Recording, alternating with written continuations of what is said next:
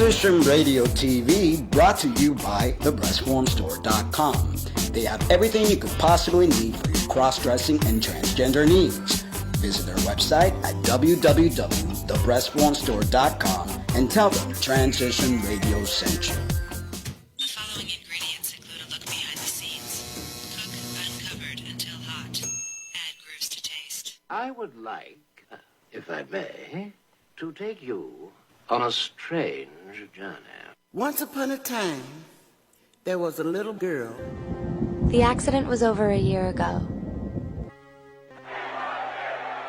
A second woman has been elected president.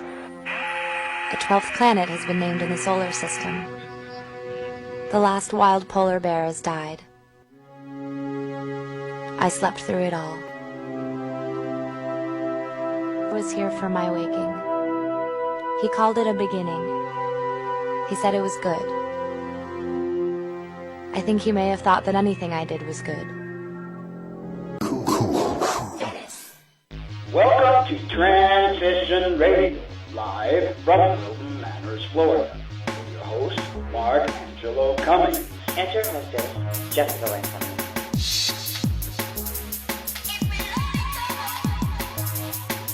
A show for trans folks, by trans folks, here to let your voice be heard.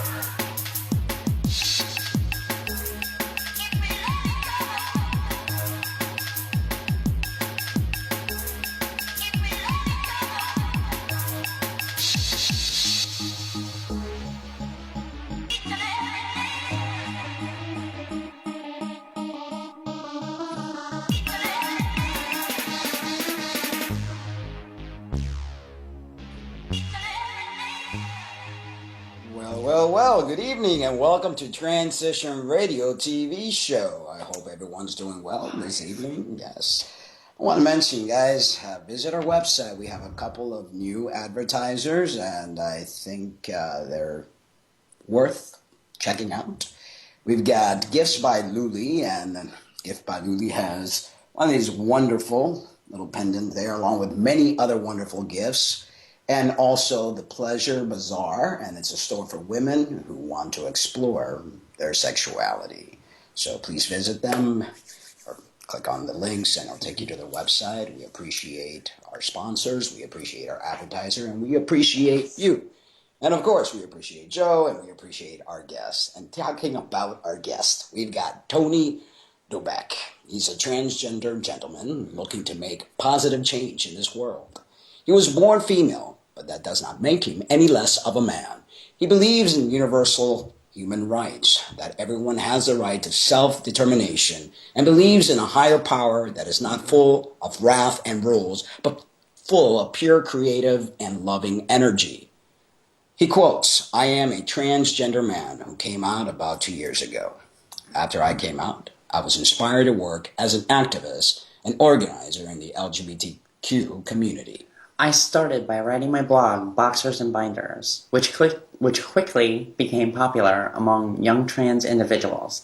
This summer, I worked with NCTE and the task force to get my first taste of what it means to be an activist professionally, and it completely inspired me to continue working as an organizer.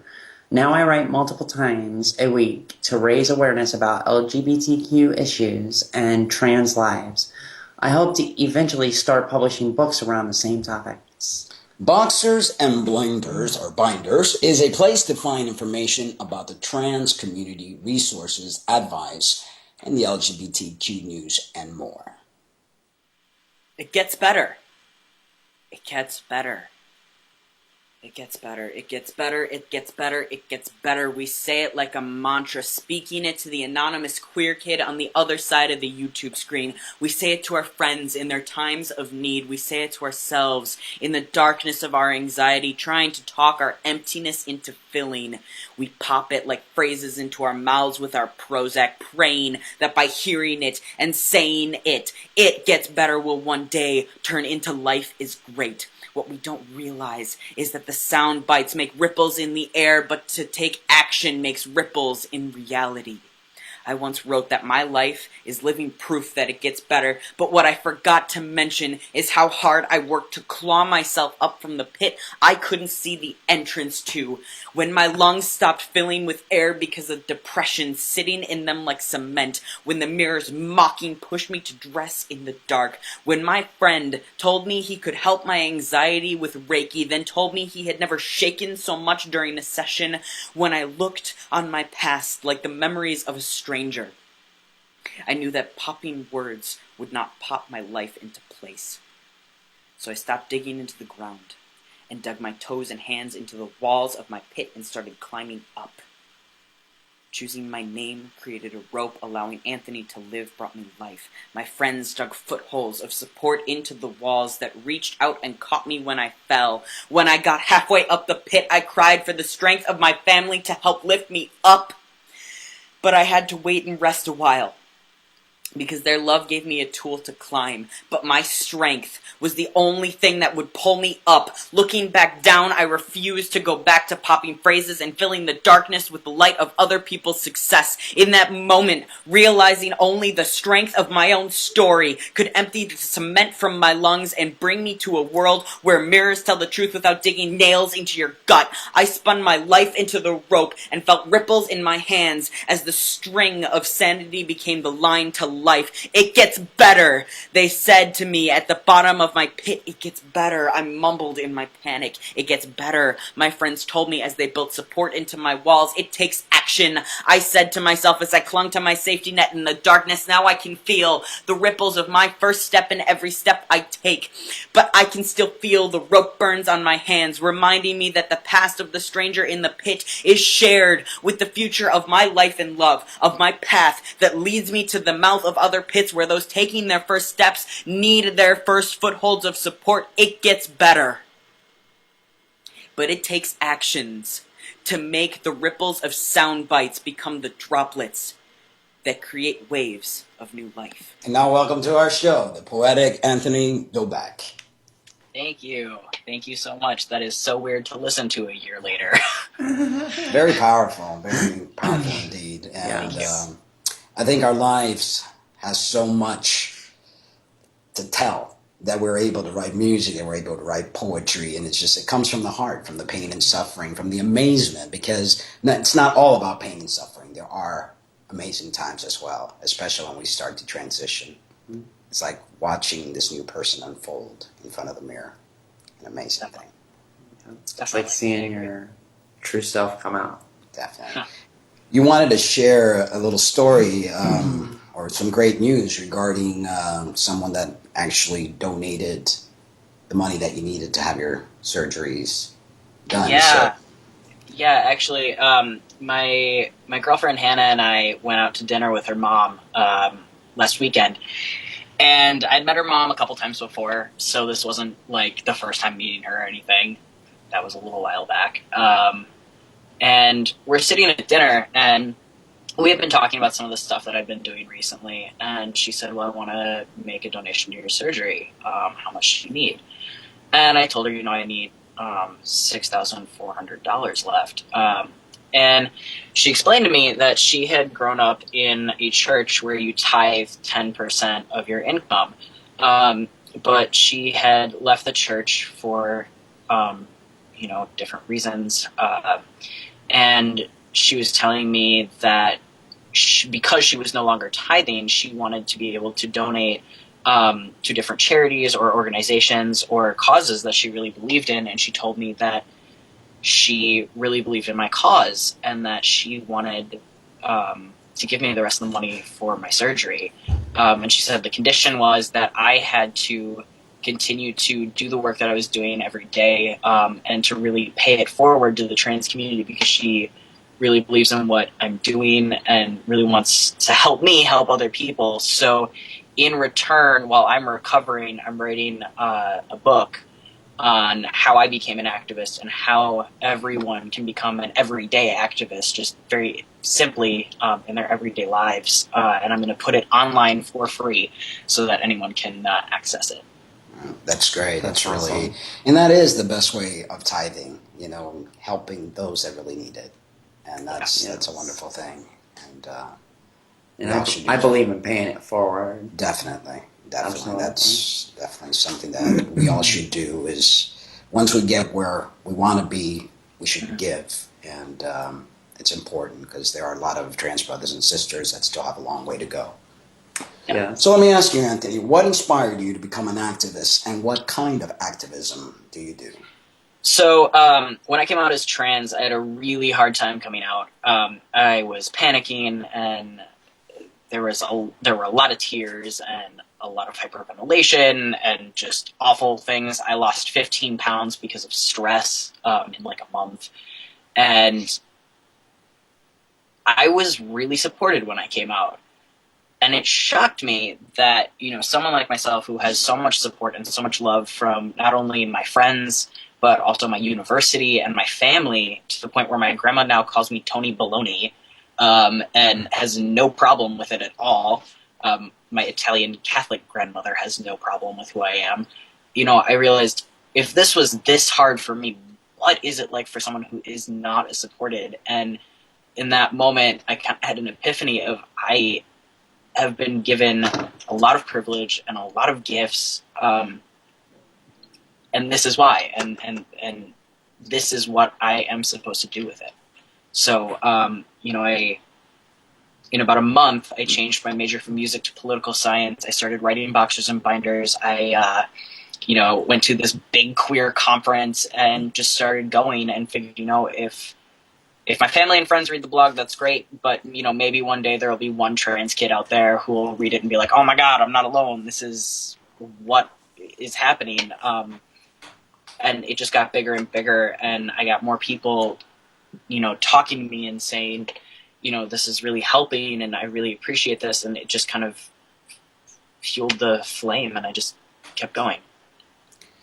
And it's amazing because when other people, especially those that live in areas that they don't have a big LGBTQ community, when they go online and they see shows like this, or they go online and they find boxers and binders and all the wonderful resources that are out there, they don't feel as alone, and they have courage to set forth on their journey and be the person that they were meant to be. And I think that's why a lot of we're seeing a lot of trans people come out a lot earlier, because like back in the day, I suffered the same things, anxiety, the whole panic attacks and everything like that.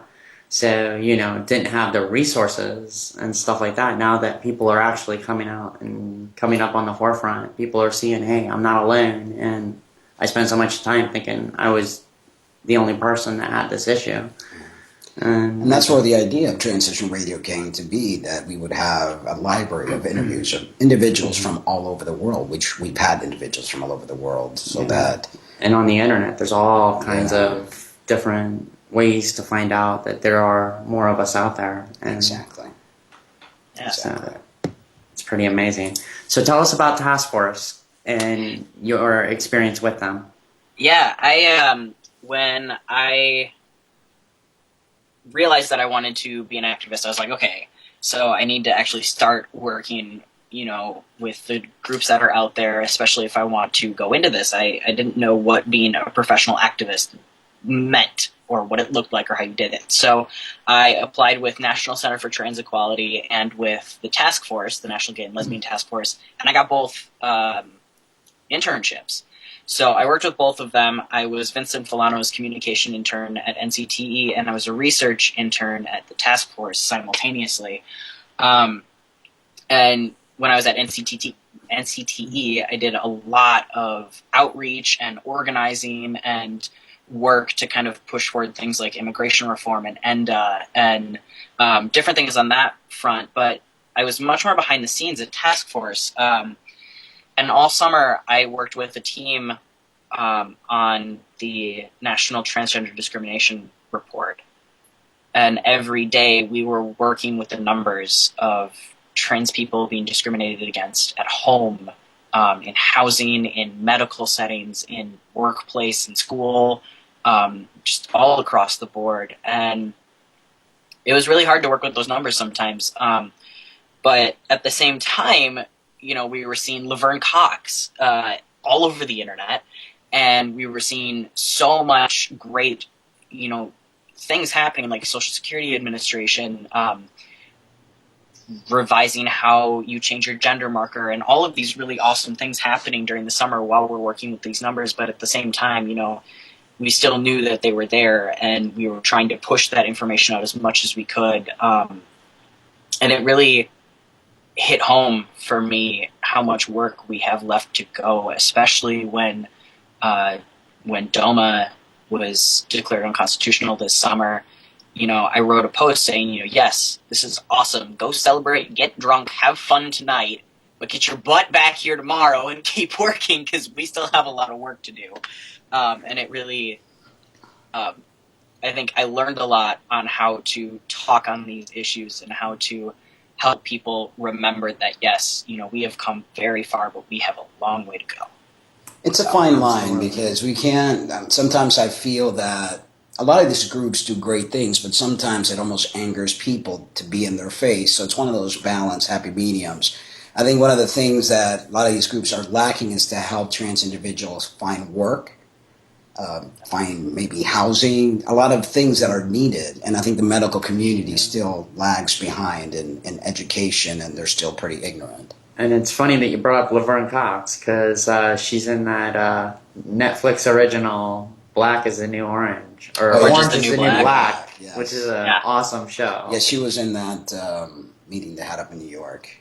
I was there. I met her, and did you? She is so tall, and I walk up to her, and when someone you really look up to is also really tall, it kind of completely over dramatizes the fact that you are meeting someone that you really look up to. And I walk up to her, and I didn't really know what to say other than and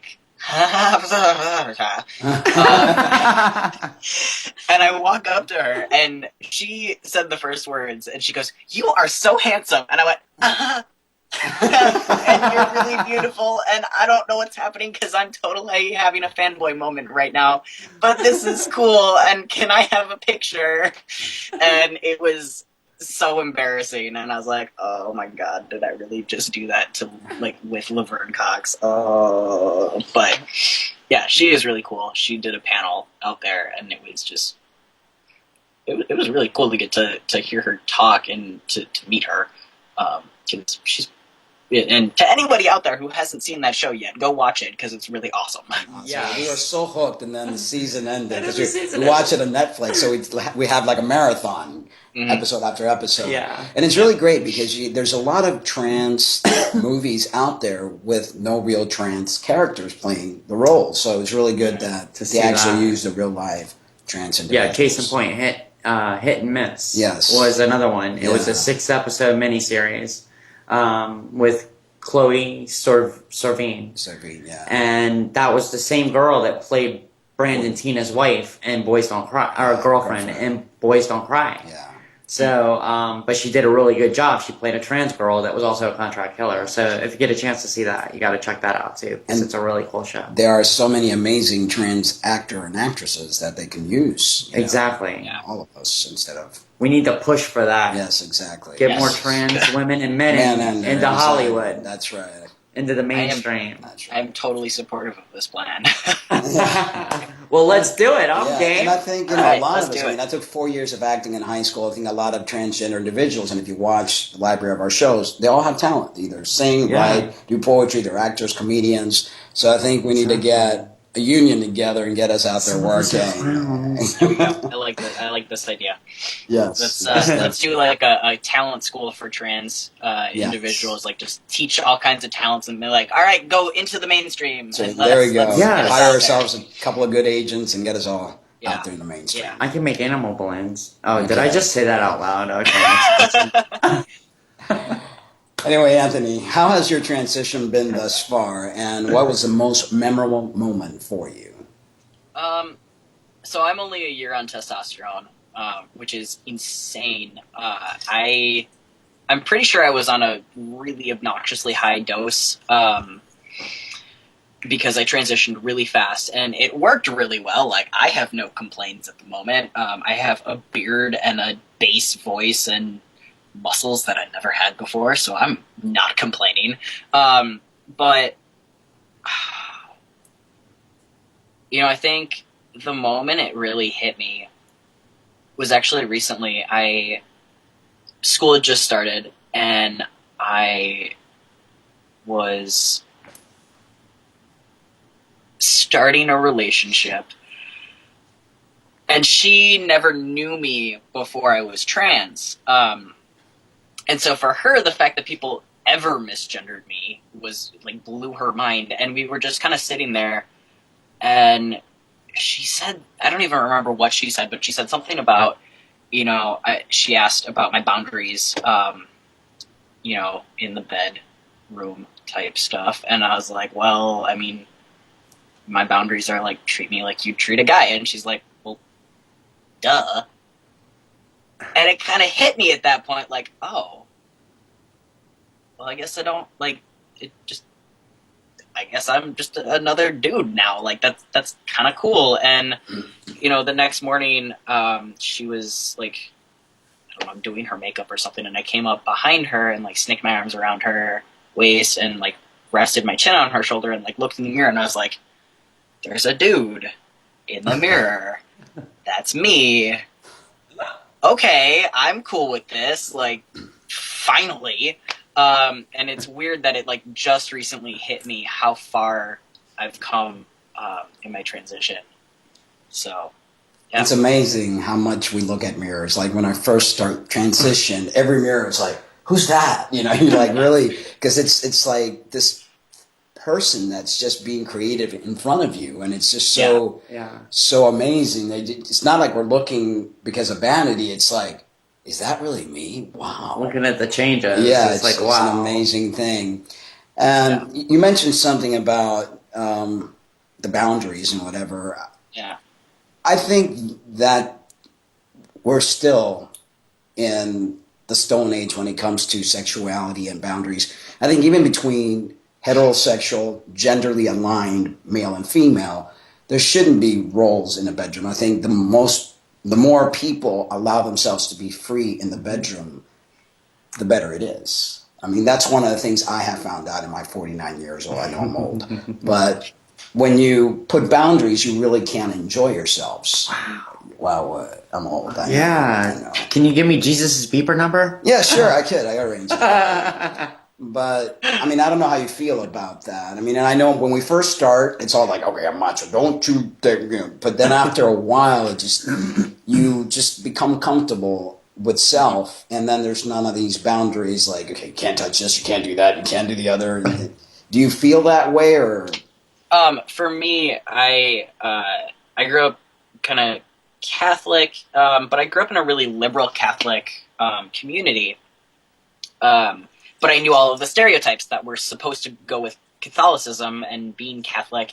So my first year of college, I was like, sex, no, don't want to talk about it. Like, let's just not have any conversation regarding that. I can honestly tell you I never had a sex education class, ever, because I went to a private school that was K through 12th grade, and I went there for high school, so I missed sex education.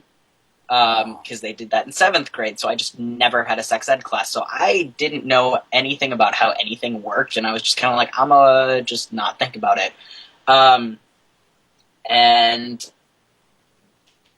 the more I got involved with the community and with people that I was dating, I was kind of like, I don't understand why this has such a stigma to it. And I started to become really open about my sexuality and really open about, what I like and what I feel and how, this stuff isn't bad. And I talk a lot about how, with people, I'll have conversations about how teenagers are basically taught to be at war with themselves because they have all these hormones, which I am experiencing at the moment. I'm basically at teenage hormone level. But at the same time, they're being taught that sex is bad and you shouldn't do it. So they're constantly being put at this war with their body. And it's just kind of something I think needs to be addressed a lot better, because I personally think we're damaging our teenagers and our young adults by just teaching that sex is bad, don't do it, ignore your body, and just kind of push all of that away. I think it's damaging. Exactly. Yeah, and it's natural to be sexual because we are sexual beings. We suppress all these feelings, but it's a natural thing. And I think once you allow yourself to be, you're happier. You're Right. definitely a lot happier. What kind of writing do you do to raise awareness? So I write on the blog a lot. I just do short articles on there, although sometimes they're really not that short. And they're kind of, my blog is very much my own opinion or my own experiences. Like I do a lot of stuff on there about working out because I started with natural transitioning, which was transitioning with supplements and working out and food. So I got really into going to the gym, and I knew a lot of guys kind of walk into the gym the first time and have no idea what they're supposed to do. So I started putting those up there, and I put food up there because I grew up Italian. I'm good in the kitchen, and I know some guys just aren't. So I put just random things like my experiences, but also my opinion on what's happening. And then I want to write nonfiction, but I also love writing fiction. I grew up in middle school. I had a 12-book series that I had outlined that I was going to write. I never finished it. I still have everything about it on my computer, though, so I may one day go back to that. But I also write poetry, and I just I like to dabble in everything. So if you throw a genre my way, I'll play with it until I get bored, basically. So, yeah. Very interesting. Definitely. Well, here is a video clip of you giving nutritional advice and foods to eat that build muscle. Awesome. Good morning, everyone. This is Tony. I am currently making a very delicious muscle-building omelet. If it's muscle building, it is also testosterone building, just FYI. So you know what I'm doing today. I am taking spinach, mushrooms, red peppers, and spring onions. All of this, except for the mushrooms, I just put them in there because I like them, is good for tea boosting, as well as the eggs that I am using. I'm also adding some cheese in here just because I like cheese. So everyone has their own way of making an omelet. I personally just like to take everything and throw it in and mix it together. Sorry, the camera quality is kind of goofy. I'm doing this on my phone today. But yeah, so I've been on a new routine. I am going to cite my sources like a good little college student and say that I've been using Men's Health training guides to kind of learn some more about tea boosting and muscle building, and I'm using not only some of their tips for working out, but also a lot of their tips for food and what's good for muscle building. And I was surprised to find a lot of different really cool things were good for muscle building. We've got, nuts are really good for muscle building, and spinach and red peppers and shallots, small red onions, as well as the spring onions that I had, sunflower seeds. The list goes on and on. Venison, if you're a hunter, you're in luck. So a lot of really cool stuff, and I will keep posting updates and definitely keep you updated on what I'm eating. My diet has become very clean, and that does not mean at all that I'm eating boring, gross food. I have found really great ways to make really healthy food really tasty. So what we're going to do next is we are going to pour this concoction into pan. I might have it a little bit too hot, as you can hear. But yeah, that is what we're going to do. We're going to let it sit there for a little bit on kind of a medium-low heat. And then we will just either flip it over. I'm not quite sure what we're going to do because this pan is very small. So what was going to be an omelet quickly turned into scrambled eggs with stuff in it, partially because my pan was really small and partially because the flipper that I would have preferred to use was dirty. So still just as tasty and very yummy. Just to recap, I have 4 eggs in here, a little bit of milk to make them fluffy, spinach to build muscle and good things, red pepper for the same effect, as well as spring onions. I also added mushrooms and cheese, which aren't exactly great for testosterone, really kind of just neutral. But I like the way they taste, so I added them in here for some extra taste. So it's very quick, very simple. I just mixed everything in together and threw it in a pan, and then you have breakfast. So stay excellent. See you later. That was great. I just kind of ramble when I get in there.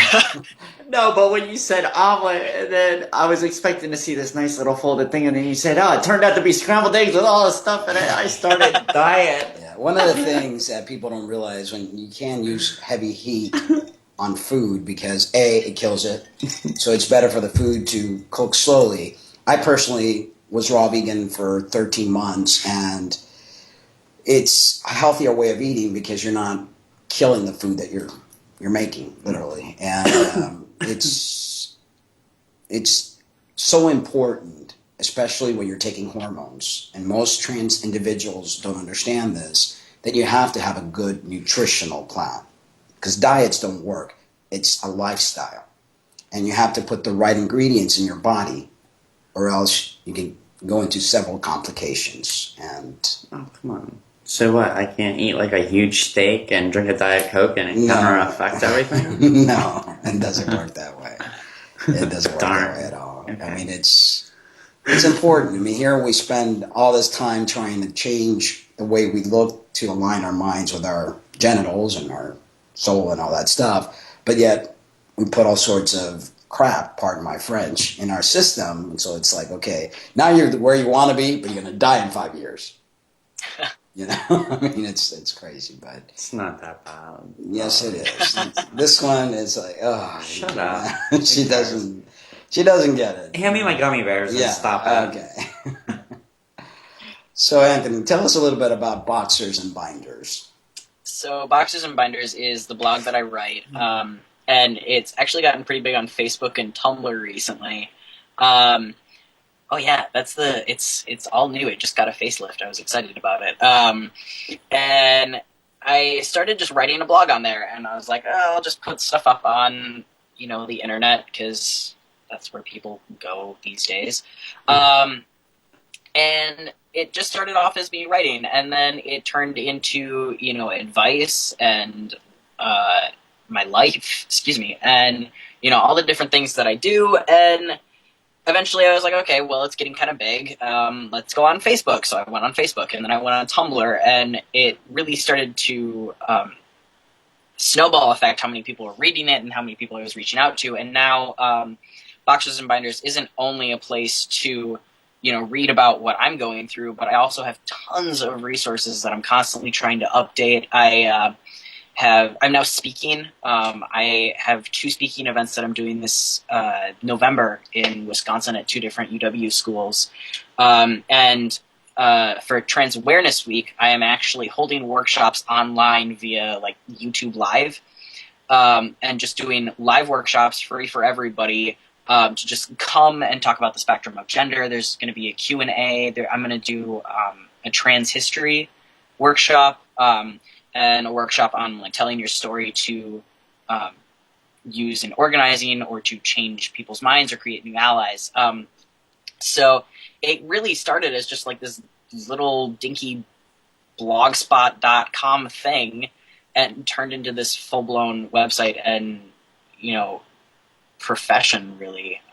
And it's really cool. I have a lot of fun with it. It's my life at this point.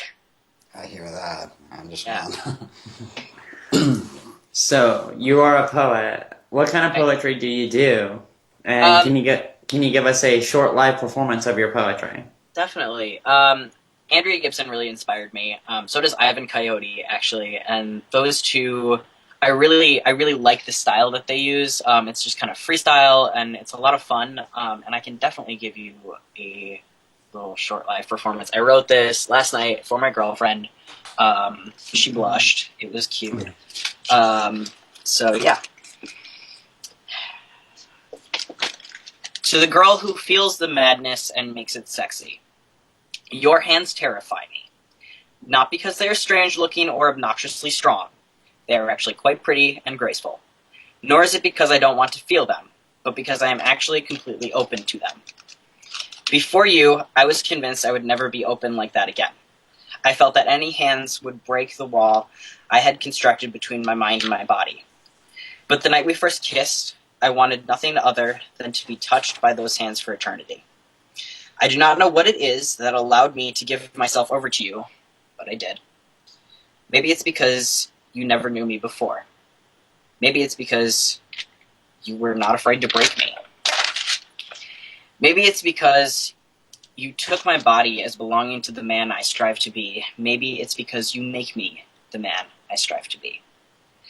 You sit there shaking your head like you have nothing to do with this, but I have a list of things you do that I must thank you for. First of all, thank you for coming over to drink wine and talk about political philosophy.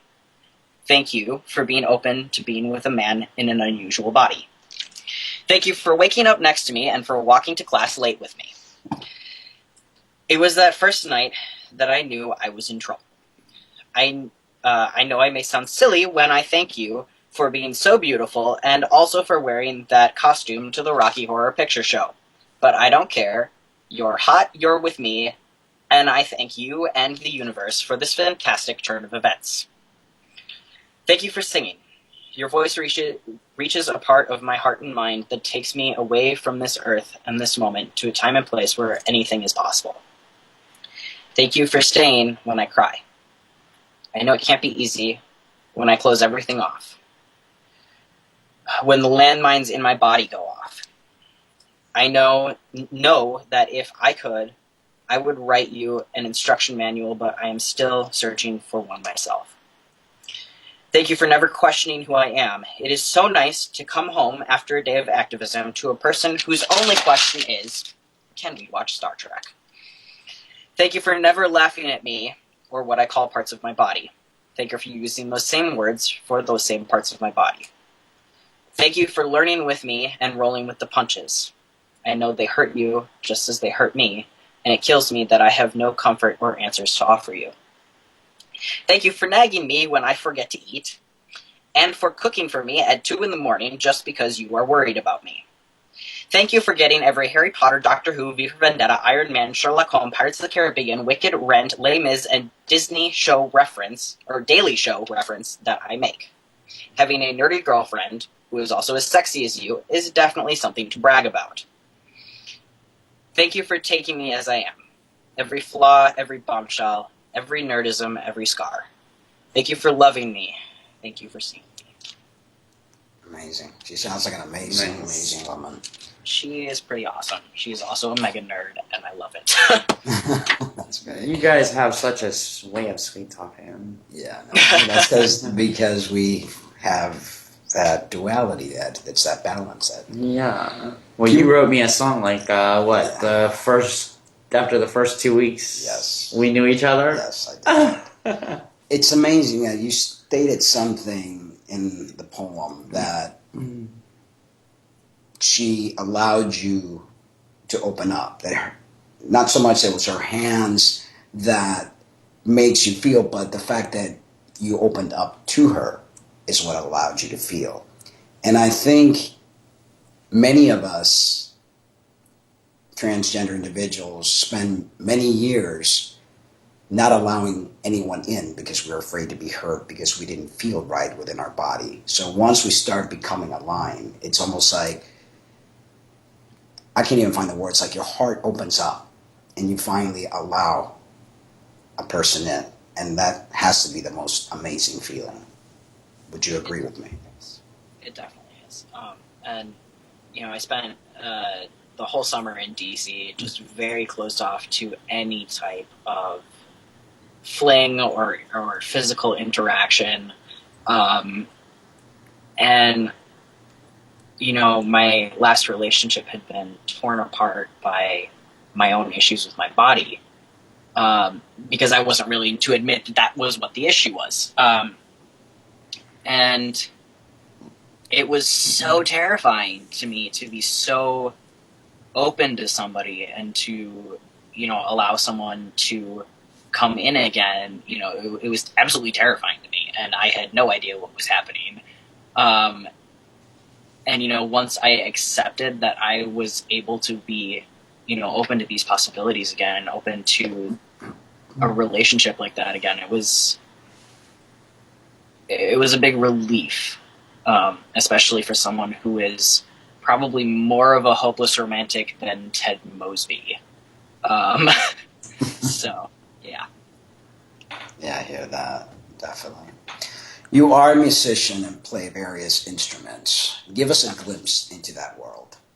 So, music for me, you know, through high school, it was a big thing that, you know, you would not see me without headphones around my neck or something. Music helped me calm down, and I suffered from a lot of anxiety in high school. Going to a private school with only 60 kids in my class definitely was a lot of pressure for a queer kid. And so my headphones were always on, and for the first 2 years of college, I was actually a music major, and I'm a composer, and that was what I was going to school for. Unfortunately, in the music world, there are a lot of politics involved, and I did not get along with my composition professor. He was the only composition professor in the college. And when you don't get along with your composition professor, which is often the case because composers all have different types of and ideas about music theory and tone and intention and all of those goofy words that we throw around that actually have no legit meaning. You know, when you don't get along with your composition professor, you're kind of screwed. And so, unfortunately, majoring in music really ruined music for me. And Hannah, my girlfriend, is a music minor. She's a piano minor, and a great singer. And she has helped me get back into the music world, and she has me playing a lot again. And I'm starting to get to a space where I can come back in a way that isn't hurtful to me anymore, and really. Those creative juices are starting to flow again, and that part of me is starting to open up again. And I'm starting to realize just how much I closed off my sophomore year of college when I was going through all of this. But, you know, music, there's a great quote. Music is a terrible mistress. She will always get in, and she doesn't care what she does when she's in there. And it can be great, or it can be absolutely ridiculously painful. But that's kind of the balance that I always walk with music, and luckily I'm on the more positive side of that this time around. Yeah, the painful part, I think, especially for us trans men, when we transition, our voice change, and you have to reteach yourself how to sing. I know that happened to me. Yeah. And I'm sure you're experiencing that as well. As we don't realize it, but the vocal cords lengthen, and just like pubescent boys, you know, who a young boy might have been a soprano or might have been able to hit the higher notes. When you go through puberty, there goes that ability. It goes bye-bye. And it's hard because I'm sure you identify yourself with music. I know I did growing up. That was my life, drama and music. That was it for me. Yep. And when I never really thought about losing my voice when I started taking tea. There wasn't enough information out there. And one day I went to sing. I was like, what happened? And it was like crackle, pop, all sorts of things. And I didn't sing for a couple of years. I was so depressed. And then I started teaching myself again and found my voice. But did you sound like alfalfa? I sounded like something. I don't know what I sound like, but it was bad. Yeah, I sang through the entire process, and I think that helped me a lot. I actually used to be able to hit the high note in Phantom of the Opera if I was really warmed up, and now I hit the low note that Collins hits in Rent during Angel's funeral. Yes. So I went from one extreme to the other, and it's still kind of like I have a great falsetto now and a great bass, but the middle section is still developing, so I'm retraining my tenor and hoping that I just end up with a really awesome range. That's the hardest that part. That middle range is the hardest part. Because I can do the Barry White thing very low, and I can do the falsetto, but that middle thing just kind of like sometimes you hit it, sometimes you don't, and it's hard. Yeah. Definitely. Yeah, exactly. Yeah. Well, now that you have that special someone in your life, how has it been finding love now, being trans? Well, the first time I dated after I came out as trans, I was dating a girl who was in the LGBT community on campus, and she identified as bi. And she was hesitant because she was like, you just came out, you're going to have so much that you're going to need to figure out. And I was like, what are you talking about? I have hit every letter in the LGBT acronym. I am so done doing this whole self-discovery thing. Like, I know everything there is to know about me, and that was so wrong. My advice is, for a lot of people, like, if you are not in a relationship when you come out as trans and start transitioning, take it slow, because not only do you have to get to know that other person in the initial stages of a relationship, but you have to relearn everything about yourself. And that was really difficult for me, especially when my gender dysphoria got worse. I wouldn't admit that it was gender dysphoria, and it really messed up the relationship. And hindsight 2020, she was right. I needed to wait to kind of figure my own stuff out. But while I was in DC, I was really closed off to the idea of a relationship.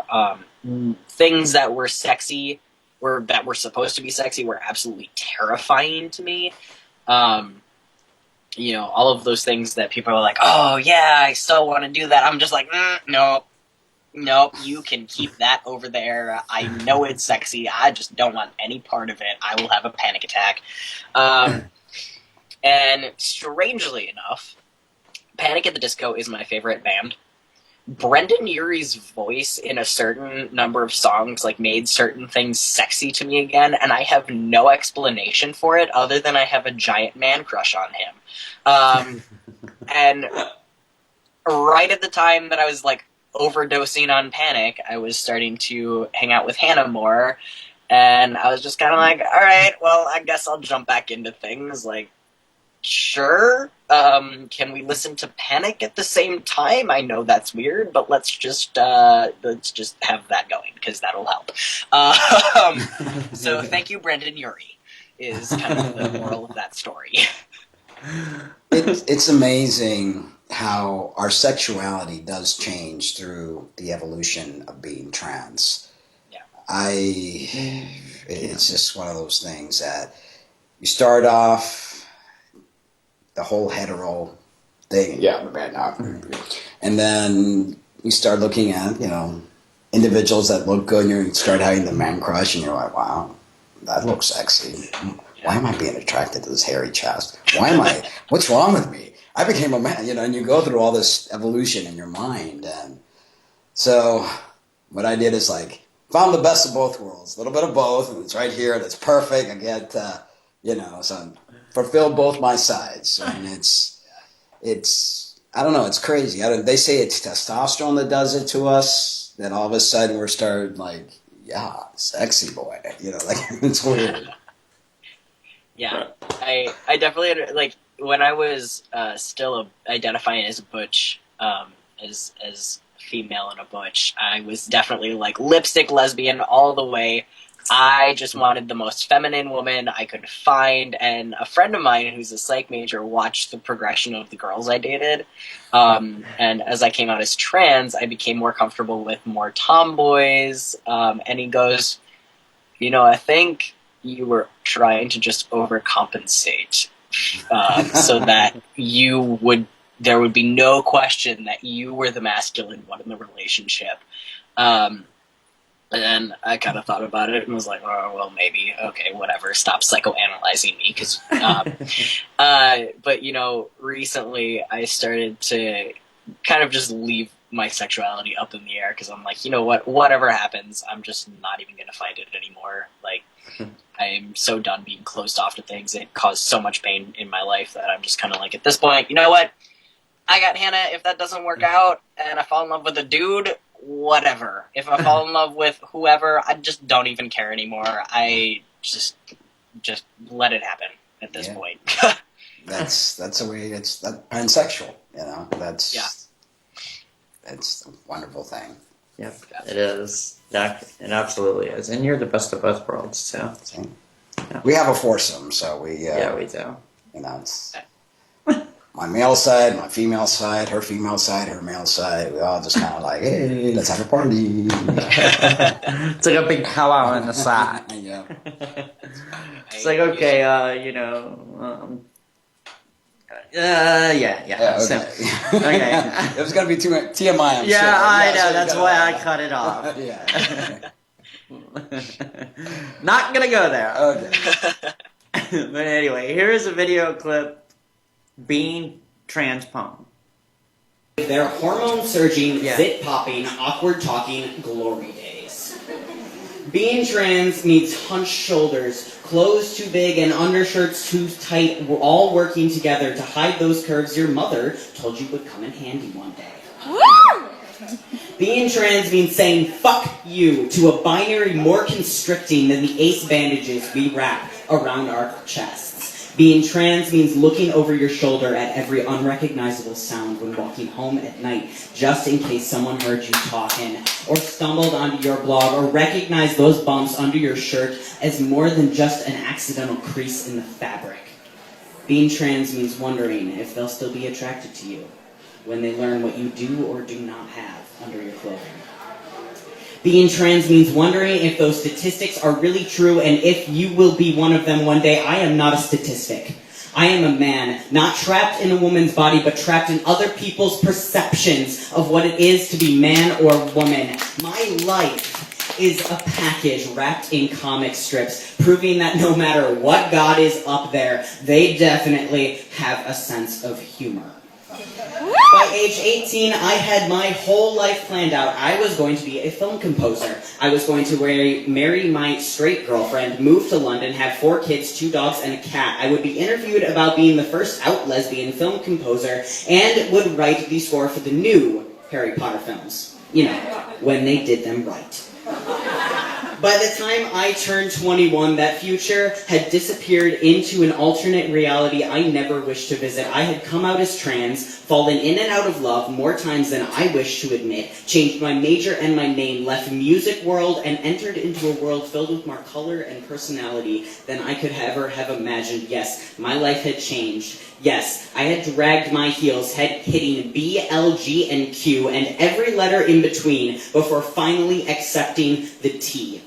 Because back then, to me, being trans meant being marginalized. Being trans meant being an ugly drag king. Being trans meant being a freak on the street. Being trans meant losing everybody and everyone. Yes, I was transphobic. I was a little Italian Catholic Wisconsin boy from a small city with a small town mentality, scared of my own shadow, which is probably why I tripped over it so much. Being a transphobic trans man means being afraid to look myself in the eye. Means leaving my dreams behind, means asking questions and avoiding the answers, means laughing away uncomfortable thoughts and making jokes of the things you'd rather not think about. Being a transphobic trans man means tears, means pain, means panic attacks in the middle of the day, means everything being clear and nothing making sense. Everything was clear. Everything was here, right in front of me, staring me in the face after 20 years of hiding in the space between unanswered questions, questionable dreams, and dreamlike trips to the other side of the department store. After 20 years, that space had turned into a cavern too large to ignore. I had become too queer to fit through the closet door. After 20 years of living in the wrong skin, in an attempt to fit in, I stepped into the space and learned that being trans means breaking free. Being trans means starting clean. Being trans means being me. Excellent. So much passion. I think all this pain that we have gone through fuels all this creativity. Because I know when I write something, it's got to be fueled by something I believe in. I just can't write la la la la la I love you type of songs. It's got to be something that drives me, something that lights that fire within me. And I believe that needing this healing, going through all this pain, makes us great artists, great creators. Definitely, I totally agree with that. A lot of what I write musically and just on the blog, you'll notice that when I'm not as passionate about something, my blog post isn't as good. And I've noticed that. I've noticed the more passionate I am about an issue or about something that I'm talking about, the blog post turns out to be so much better. And the same with poetry. When I was thinking, I haven't written a poem in a while, maybe I should just write a poem. And it was crap because I wasn't feeling anything in that moment. And I think, this is the same with music. You can't just force it. You have to have that fuel in you to give you a reason to write. So. I agree. And there was a time when I called my awakening in 2008, which had nothing to do with being trans, just the way that I saw the world in a different light. And I saw that we were actually all slaves to a system, and things just never seemed the same. So I produced my album called Enslaved. And every song in that album just had such power and such meaning. And it was just what I was writing song after song after song. It was just like I was being driven by something higher than me. And there are times when I want to write something, and if it's not fueled by something, it's just like it's like I scrap it. It's like it's no good. So definitely, there are things that drive us and help us be better creators. Speaking about creating in music, can you give us a little live performance? Yeah, definitely. The piece that I've got in front of me, it's called Reborn in You. I wrote it my sophomore year of college, and it took me about an hour to write it. And the story behind this, I wrote it in an hour. 1 hour later, my mom called me and told me that the dog that I had grown up with had been put down an hour before. I wrote this right after she had passed on. And I think it's really spooky that happened, because it's the only time that I've just written something with no reason behind it. Like, just, I'm just gonna, I have this inspirational moment, and there's no, specific concrete reason behind it, and it just happened, and then my mom called me, and I was like, holy crap, that's creepy! So this is called Reborn in You, and it's a piano piece that I wrote, and it's one of my absolute favorites, so. You can always tell a pianist because they can never actually get comfortable in a chair.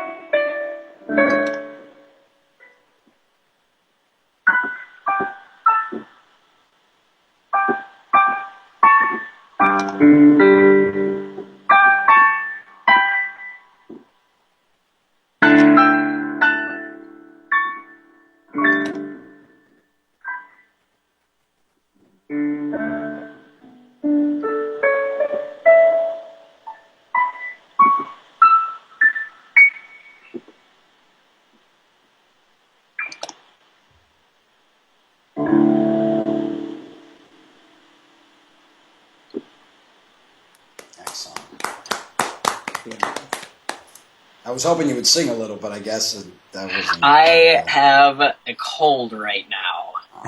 So singing would be a really bad idea. But, I hear you. It's tough. yeah. And especially like when your voice changes and you get a cold, it's just like wow. It's just when I was a female and I used to sing soprano, I would have performances even when I had a cold. I was able to do it. Now with this new voice, it's like it ain't happening. I was only able to sing soprano one way, and it was very painful. Yeah, I'm sure. No, I was kind of like, oh, I just have like the sniffles yesterday, and then I like was at Target with a friend of mine today, and then it just all like crashed over my head, and I was like, okay, emergency, Dayquil, zinc, orange juice, extra pulp, everything orange. I like consumed all of it before the interview. Like, oh my god, just make it stop. I don't know when that happens. I've got a live performance coming up November 8th. They're having this what's it called? Genderbender art festival. Yeah, it's like I think a week long, and I'm performing in the opening ceremony, and they asked me to do 3 of my originals. So I'm like, please God, let me not get sick. Let everything, I'm going to have to start gargling, and because I don't do it as often as I used to. I used to do it a lot, and now with work and the shows and stuff, I just barely pick up my guitar. So I'm forcing myself every day when I get home from work, practice, and try to get it going. Yes. But schoolwork is definitely getting in the way of that for me right now. But I'm hoping that once I graduate, I'll be able to spend more time after work just kind of sitting there and playing again, because that'd be awesome. Yeah, it's the most amazing thing. Music is just, I love it. Yes, you do. So, Tony, where can our viewers catch you? So, the place that is updated the most is if you search Boxers and Binders and FTM Story on Facebook. That is updated multiple times a day. And all of the events that are going to be happening during Trans Week of Awareness that are all going to be online, those are all on there as well. So that is, that if you want updates every day, find me on Facebook. Otherwise, the blog is just www.boxersandbinders.com. And that has all of my posts and, tons of resources, as well as a few other different things that are on there. But I'm also on Twitter and Tumblr. I'm just all over the place. If you just do a Google search, Anthony Doubek, you'll find me. I'm there. That's awesome. Well, we want to thank you for being on the show. Yes, we want to hold off. We have a post show. If not, we understand. Right now, we're going to do our little show break, trans news, and the transformation video of the week. But it's been an amazing interview. Thank you so much. Keep up what you're doing. You've got the world in your hands, and young, powerful, and good-looking, and sensitive, and talented, and all that good stuff. Absolutely. And we got to get together so we can push for that trans in Hollywood. Yeah, we'll call it the Trans in Hollywood movement. Yes, I like definitely. it. I like it. Yes, awesome. Definitely. Well, stay excellent, both of you. Thank you. Thanks. Thank you for being with us. Thank you. Alrighty. So we'll be right back within the trans news and our transition video of the week when we return on Transition Radio TV. So stay tuned. So stay tuned. We're so there.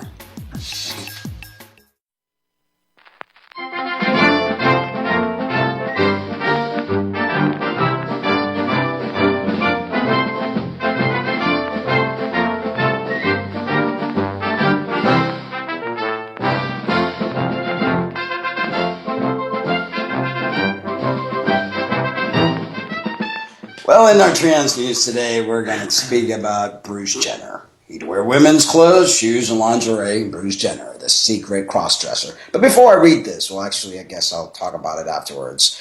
The Kardashian ladies love to dress up, but it seems sexy attire is not just the favorite pastime for the female members of the clan. According to new revelation, matriarch Kris Jenner's husband Bruce Jenner, 62, has a penchant for dressing up in women's clothing. The claims come from Ellen Pearson, who married Chris's ex-husband Robert shortly before his death in 2003. Pearson claims Bruce's first wife, Christy Crownover is her last name, I believe, who he was married to for 8 years between 1972 and 1980, made the revelation to her over drinks. Christy told Pearson how former track and field athlete Bruce was a secret crossdresser and had a penchant for women's clothing, shoes, and lingerie, according to Star Magazine. Heartthrob, like Jenner's first wife, is said to have revealed he liked to cross-dress. Of course, Bruce was every woman's heartthrob when he was that age, right? Ellen told the publication. But Christy said, yeah, until I went on a trip and I came back and he had gone through all my clothes and I found my bras, he'd clip them together and wear them. Sounds like what my ex-wife experienced when her panties were struck. Okay, never mind. Let me finish this. Christy went on to divorce Bruce. They had 2 children together. He went on to wed Linda Thompson, and they had 2 sons together during their 4-year marriage, Brandon and Brody. But third wife, Chris, apparently has no qualms about Bruce's penchant for cross-dressing, according to Pearson. She claims she was unfazed by his odd habit and that he continued to cross-dress for years after their 1991 wedding. But apparently the Kardashian girls were not as accepting. Khloe called her dad and she was very upset, crying and screaming about it, Ellen said. The full story appears in this week's issue of Star Magazine. Now, I have a few things to say about that. I actually read this on one of the Facebook posts of one of my friends who is trans. I'm not going to mention her name. She was all upset about the story. How they called him transgender and they shouldn't confuse cross-dressers with transgender. Newsflash. Transgender umbrella is a very wide umbrella, and cross-dressers are part of that umbrella. And I believe that if we start judging one another and dividing one another, we're never going to get anywhere. Right, we deal enough with society putting labels on us, and then when we go and put labels on others, we're just as bad as society that's, breaking us down, so. Exactly. When I used to teach, I used to do seminars teaching medical professionals regarding transgender issues back in the day, and I would teach them that there is a spectrum, and it all depends where you are in that spectrum, how you identify. There are individuals that need to fully transition, it's life or death. There are other individuals that could live their lives, and there's nothing wrong with that. So it's not right. It's not right for the media to make fun of it. It's not right. We all started. All of us that are transgender have been there at one time or another. Exactly. So how dare us try to judge another? Or put labels on somebody else. Yes. So let's unite, stop fighting, let's grow up a little bit here. We're all one big happy family, the LGBTQ, RST, WXY, and Z. Rainbow family. The huge gay alphabet. Yeah, exactly. And let's all get along, and maybe if we all unite, we might get respect, because there's definitely a lot of more of us than there are of them. So, absolutely. There we go. Anyway, enough of that in the soapbox bit. Yes. Okay. Here's my little poem that I always write right before I bring on the transition video of the week. Right? Here we go. The new man is in the horizon. We may not have had the beginnings, the programming, the rules set upon young boys learning to be a man. But they are the new breed. Having been groomed to be the sensitive gender, the nourishing souls, they can bring to the table so much more in a way of balance. Welcome the new man, the trans man of the world. Here's a story, the transformation from a man who fought hard and long to be who he was meant to be. And here is Ty. Culture, we love transformation stories, whether it's the frog who turns into a prince or that ugly duckling who becomes a beautiful swan.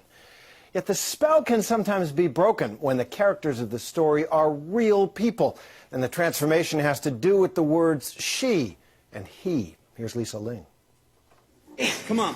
9 and 2. Wow, you're pretty jacked. Thank you. Getting there. You're not what I expected. No? Yeah, That's you're a good thing, so right? much more muscular than I anticipated. 32-year-old Tanya, biologically female, has been on testosterone for 3 months. The Tanya of the past was a young woman who tried to look like a man, but it wasn't until she coupled hormones with an intense workout regime that she began to truly transform herself. Come on, Tanya, give me 12. Watching Tanya in action, I really can't see a single hint of the woman he used to be. But underneath his clothes, Tanya is physically female. He has the parts that hormones won't change. He wears a sports bra to conceal his breasts and desperately wants to have surgery to get rid of them. Why do you feel like you have to have the surgery? Because as you look right now, I mean, there's no way of telling that you're not a man. This is for me. I've always felt like this is holding me back. And even when I look in the mirror, I don't look at myself completely. I kind of like don't look at this part. I hate that. He works in the family restaurant with his mother, Kim. She's just a boy trapped in a woman's body. I get that. But I don't know, I'm having a hard time with it. I feel like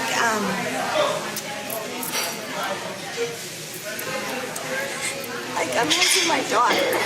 Tanya, the little girl, was all about masculine things, buzz cuts, bow ties, and sports. And when puberty struck early, that girl began to feel even more like a prisoner in her own body. I was angry at God, my parents. I allowed my anger to kind of consume my life. We caught up with him 6 months after his breast removal surgery. With his new masculine chest, he finally feels like himself. He is now putting his best face forward to the world with his new body. I've had all my breast tissue taken out. The doctor did an amazing job. Keep your chin up as well. I would love to kind of be the first transgender male underwear model. Just kind of like come charging through and break all stereotypes of what a male model should be. When I look in the mirror these days, I see a dude that I've always wanted to see. He had just one more step to take. He changed his name to Ty. For his mother, it was the final act of letting go of her daughter and meeting her new son. Finally, he gets to be who he is, and that makes me happy. It makes me really happy, and I love you. Having the love and support of his family has helped Ty find his way. A big day. Now that Ty no longer has breasts to conceal, his siblings have all gathered. This is getting rid of the sports bras, and hello to Ty's new life. 23 years of wearing these puppies. Never have to wear them ever again. The bonfire is celebration of transformation. Finally, the world sees Ty the way he has always seen himself. This is Lisa Ling for Nightline in California. And you can watch the full story tomorrow on Lisa Ling's show, Our America, a closer look on OWN. Our thanks to Lisa. That was amazing. That was really touching. The mother, as she quoted, that she felt she was losing her daughter. And I know a lot of us get angry at our parents, at our friends, at our acquaintances when they don't understand what we're doing. But it's hard on them. And that's another thing that happens as you evolve as a transgender person. You learn how to be forgiving. You learn how to be understanding. That it's a journey. It's a journey not only for us, but it's a journey for those that love us. So, yeah, definitely great transformation, and wow, just awesome. Amazing to be 24 again. I mean, I did this when I was 39, and I'm grateful, but I feel like I've missed so much. I started when I was 36. Yeah, it's one of those things. Anyway, guys, next week there is no show. It's Halloween. Go out, trick or treat, enjoy yourself, get dressed up, have some candy. But we do have a show Tuesday night on the 29th. We have Monica Roberts from Trans Riot. And please tune in for that. And we're definitely looking forward to the following week of the show. And since we're not having one in Halloween, we're definitely going to have one with Jessica Lamb. She is an amazing author, DJ, musician. She's been on shows like Larry King, you name it. The girl's got it. Wonderful friend. And she'll be on our show. Yes. So we want to thank everybody. Thank you, Anthony, for being on the show. Thank you, Joe, for the great behind-the-scene work that you do. Thank all of you for being faithful viewers and listeners and for supporting our great cause here, and it's to build a wonderful library of transgender individuals for our trans generation of the future. Thank you so much, and I rambled enough. Thank you, everybody. Thank you. Enjoy your Halloween. Take care, guys. Happy Halloween. Yes, happy Halloween. We love you, but remember to always love yourselves too. Good night. Mwah.